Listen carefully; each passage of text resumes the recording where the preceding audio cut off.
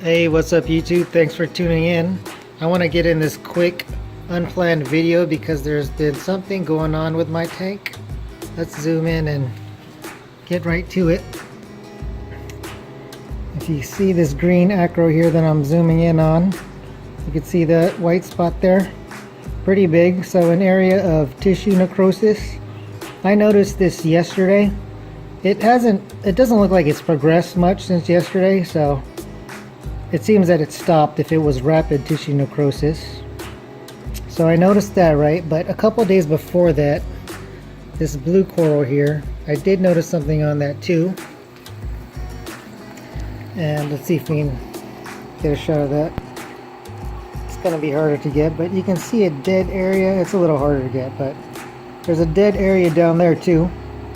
So I noticed that, like I said, a day before I noticed this green acro. I wasn't really too worried about the blue acro dead spot. It's probably an echinata, and anyone who, if you talk to people or you follow the forums of like SPS keepers, you'll find that a lot of them say that they have trouble with echinatas in general. I wasn't worried about this because I had another piece of this in my tank, and it slowly withered away. Both of those pieces were frags that I got from a chop shop.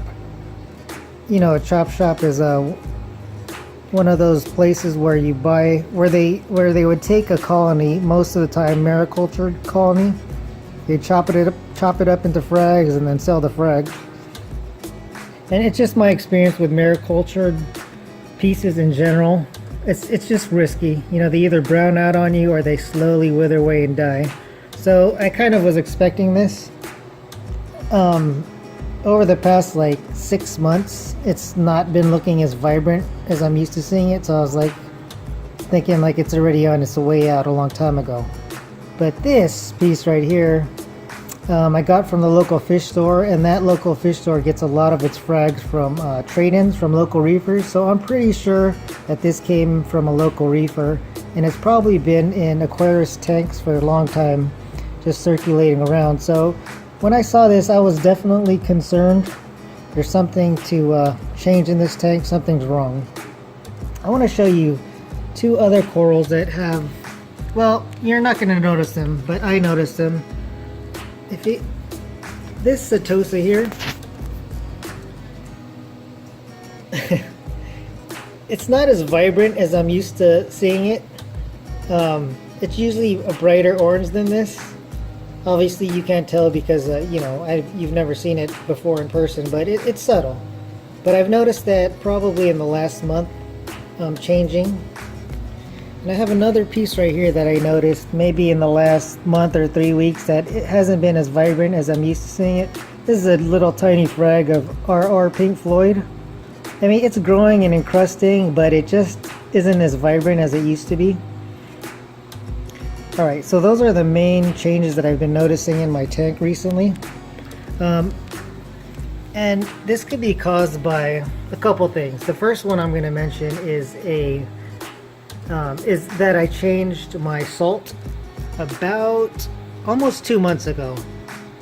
In San Diego, we are lucky that we have this resource available to us, and that resource is free ocean water.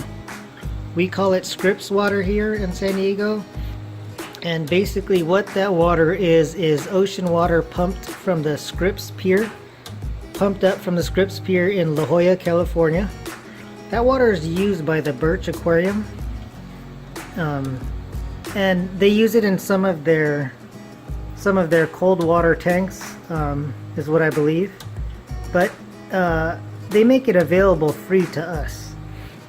It is filtered through what sounds like a sand filter, but beyond that, that's pretty much the extent of it.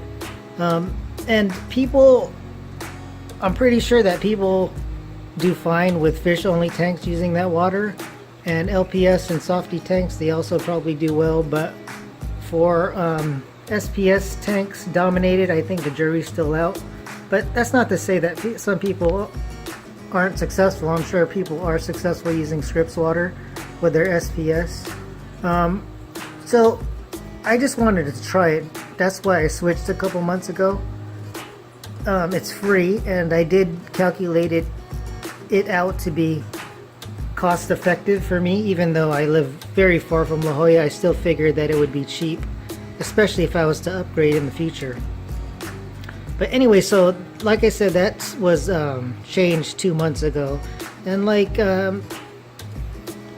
you know, when you make changes to your tank, most likely you're not going to see changes in the corals until a little bit later. So I think the timeline of that fits.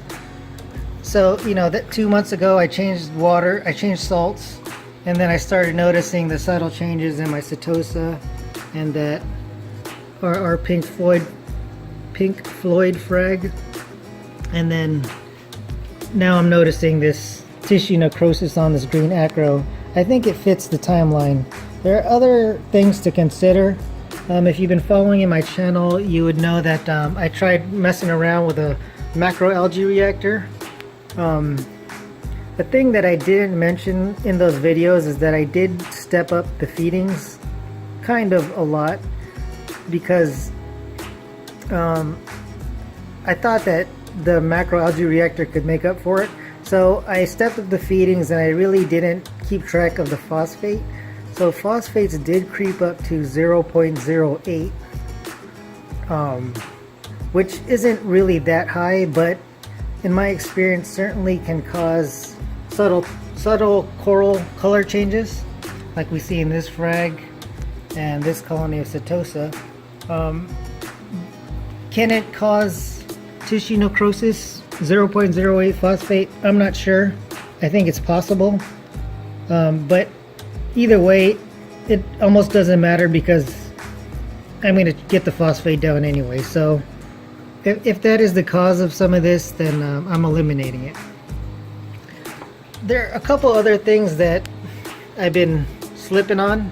The other thing is magnesium. I haven't checked that in like a month, and I checked it 2 days ago, and it was actually 1550, so pretty high. I sound like the worst reefer right now. But elk was also a couple of days ago. It was 7.7, which isn't too. I usually keep it at 8, but 7.7 shouldn't be a problem. It likely got that low very slowly. I just needed to step up the dosing of my elk solution for the 2-part that I use, but that's not likely the problem.